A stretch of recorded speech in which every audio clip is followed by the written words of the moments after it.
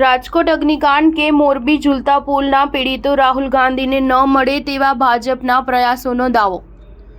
લોકસભામાં વિરોધ પક્ષના નેતા રાહુલ ગાંધી અમદાવાદ આવી રહ્યા છે, ત્યારે રાજ્યમાં બનેલી વડોદરાના હરણીકાંડ, સુરતના તક્ષશિલા અને રાજકોટના ટીઆરપી ગેમ ઝોનના અગ્નિકાંડ, મોરબી ઝૂલતા પુલ ધસી પડવાના ગુના સહિતના બનાવોના અસરગ્રસ્તોને મળવાના છે, ત્યારે રાજકોટના અગ્નિકાંડ અને મોરબીના ઝૂલતા પુલ કાંડના અસરગ્રસ્તોને મળવા અવનવા પરોક્ષ પ્રયાસો તંત્ર દ્વારા થઈ રહ્યાનું કોંગ્રેસના અને અસરગ્રસ્તોના સૂત્રોએ જણાવ્યું છે।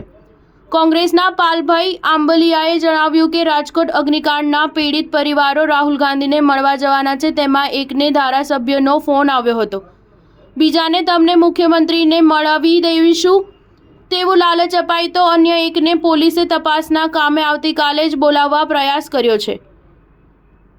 આવા હથકંડાને બદલે ભાજપ સરકારે આવી ઘટનાઓ ન બને તેના પર લક્ષ્ય આપવું જોઈએ।